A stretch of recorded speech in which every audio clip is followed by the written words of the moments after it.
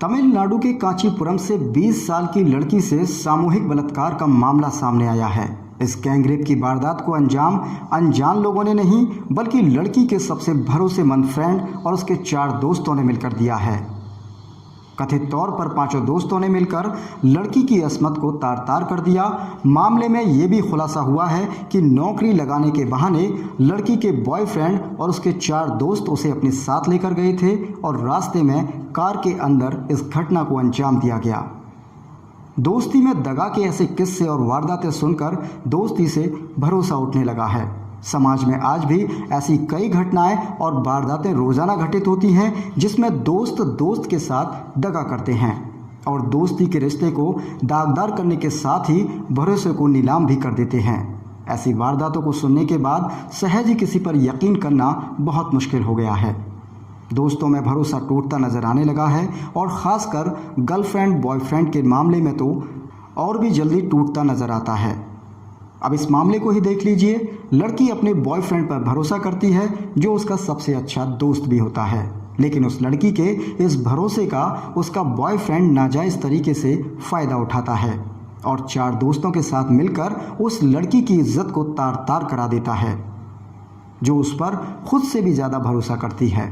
दोस्तों, शायद यही वजह थी कि लड़की अपने बॉयफ्रेंड की नौकरी दिलवाने के झांसे में आ जाती है और अपनी इज्जत को गवा बैठती है।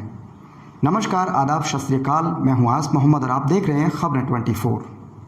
दोस्तों, अब आपको इस वारदात की तह तक ले जाते हैं। आखिर इस वारदात से पहले लड़की कैसे अपने बॉयफ्रेंड और उनके 4 दोस्तों के चंगुल में फंस गई और कैसे उसकी अस्मत को तार तार करने की उसके बॉयफ्रेंड ने अपने 4 दोस्तों के साथ मिलकर पूरी प्लानिंग की थी। दरअसल तमिलनाडु के कांचीपुरम के समीप रहने वाली मोनिका शहर में नज़दीक ही एक मोबाइल की दुकान पर छोटी मोटी नौकरी करती थी। उसकी नौकरी करने की वजह उसके परिवार की दयनीय हालत और आर्थिक तंगी है।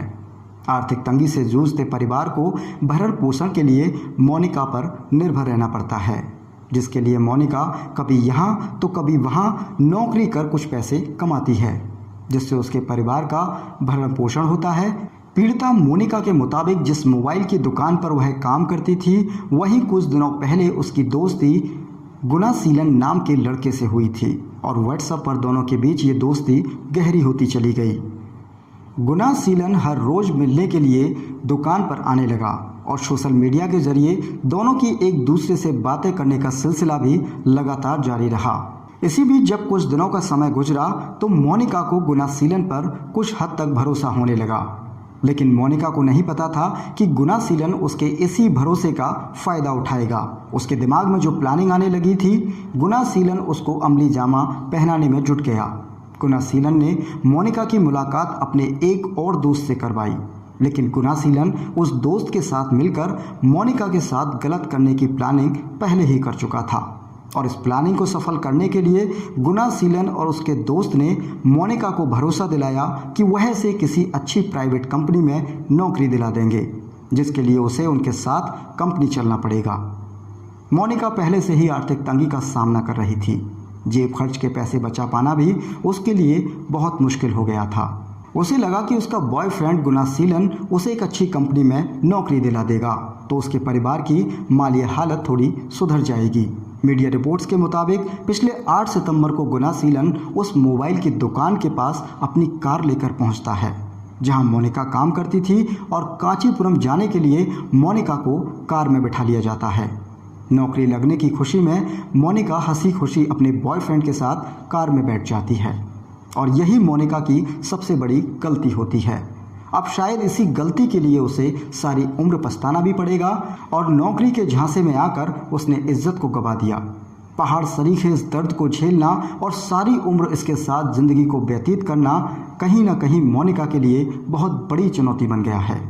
गुनासीलन कार को कांचीपुरम में स्थित एक फार्म हाउस की तरफ लेकर चल पड़ता है, लेकिन इससे पहले उसने रास्ते में सॉफ्ट ड्रिंक में नशीला पदार्थ मिलाकर मोनिका को पिला दिया था, जिसके कुछ देर बाद मोनिका कार में बेहोश हो गई और यहाँ से शुरू होती है गुनासीलन के हैवान बनने की असली दास्तां। गुनासीलन ने अपने 4 दोस्तों को बुलाया और कार में ही पीड़िता के साथ गैंगरेप की घटना को अंजाम दिया।